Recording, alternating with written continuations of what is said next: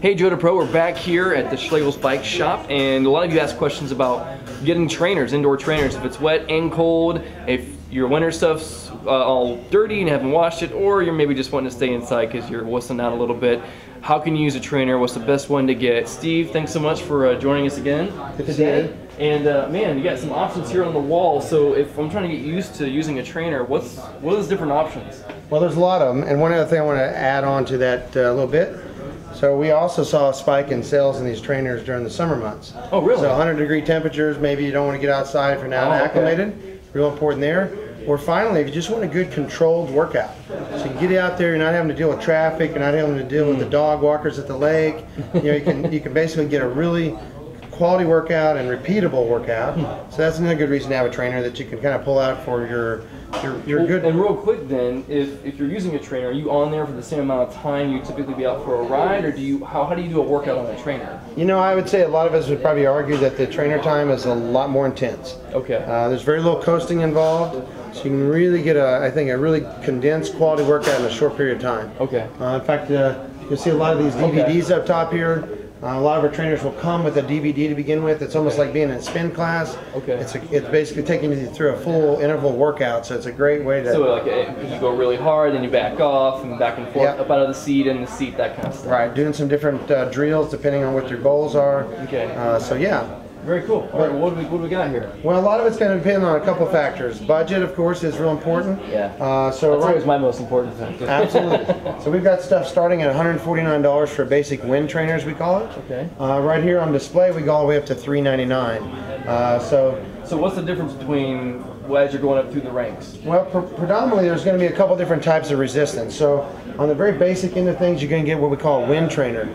It's a turbine fan that as you're pedaling, you're forcing air through it, and it gives you a real natural feel. So when you're outdoors and you're fighting aerodynamics on your bike, the faster you go, the more the aerodynamic drag is increasing. So it's an exponential curve. Okay. And so it's real important to get a realistic feel. Okay. That fan has that same feel because you're forcing air through it. So very good feel, and a lot of people are trying to replicate that on a trainer. Okay. They want to be able to ride and kind of get that same feeling. Okay. The only downfall to a wind trainer is it's really noisy. Oh. So it creates a lot of noise. If you're riding indoors, maybe you want to watch TV or listen to the radio. You're not going to hear it very well. Yeah, I don't hear it very well. So for that reason, they kind of saw some design changes, but it is good value. And if you want to jump in, you can get it for $150. Yep. So next in our lineup here is what we call Mag Trainer. Mag Trainer is a very simple concept in that basically magnetic fields against each other create the resistance. Okay. The advantage of the Mag Trainer is it's very quiet. Okay. And so you do get a much more quiet situation than the wind trainer. Okay. The downfall, however, is you don't get that progressive power curve. Oh. So we get what we call flat line resistance. So when you're pedaling, if you simply accelerate, the unit itself is not going to provide you any more resistance. It's something to feel harder the faster you go. Right. Okay. Now, you do have the ability to increase the load. Okay. So like this one has 5 load settings, so you can actually increase how much load is being generated, but again, it's consistent regardless of speed. Okay. And then finally, you have the use of your gears, and that ramps up the intensity, but just simply acceleration is not going to do it. Okay. So then we go into the next level. So Magneto, about $269 retail. Magneto is basically taking a magnet trainer and taking it to the next level. Okay. So what they've done here is they put the magnets on a centrifugal kind of a clutch mechanism. Okay. And as they move outwards with force, they actually create more resistance. Okay. So this works really good for a recreational rider, maybe that's less fit, somewhere in the 14 to 16 mile an hour range is where they're topping out. You're going to get that realistic feel on the lower speeds. Problem is, once you get about 16 miles an hour, those magnets reach their maximum. They're at a point and then they flatline. Okay. So you get a realistic power curve at the slower, and then it flatlines. So especially if you're doing some of the training DVDs and you're amping up and amping down, you'll spend a lot of your time at that flat line on something like this. Exactly. But again, gears are still there, but economical choice. Now finally you move into the fluid trainers. And the fluid trainers, and that's what these two right here are the fluids. The basic 329, 369. The advantage of a fluid trainer, think about like running through water. The faster you run through water, the more resistance you get. Right. So they're going to give you that natural power curve. Okay. In fact, the power curve is one of the best. It's going to be almost a limitless power curve. Very realistic feel and very quiet. Okay. So you kind of get the best of both worlds. So you're happy and your wife or spouse is happy. Yeah. Notice also a lot of these will have a flywheel, Okay. and that's to smooth your pedal strokes out. So when you're accelerating, decelerating, it keeps it smooth. Again, giving that realistic Realistic feel. feel like you're kind of that space in between when you're on the road. Right. Okay. And then finally, there's a new trainer in the market. This is called the Magneto Pro.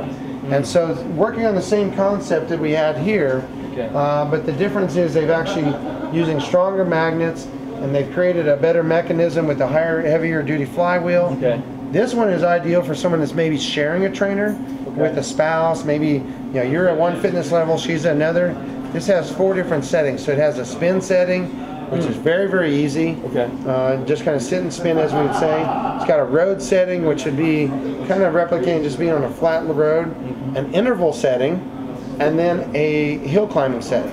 Oh wow. Okay. The hill climbing setting, literally, you would probably not even be able to use your big chain ring. Okay. It's going to really ramp up the intensity, very much like climbing a 8 or 10 or 12% grade hill. Yeah. Really ramps it up and has that natural power curve. Okay. So again, very, very good option. One thing to mention is the riser blocks This is also. where your front wheel goes in, right? Yeah, and let me Let's just pull kind one of show down. you how this all goes together. So Yeah. I've got my bike here, just kind of show you how we do it.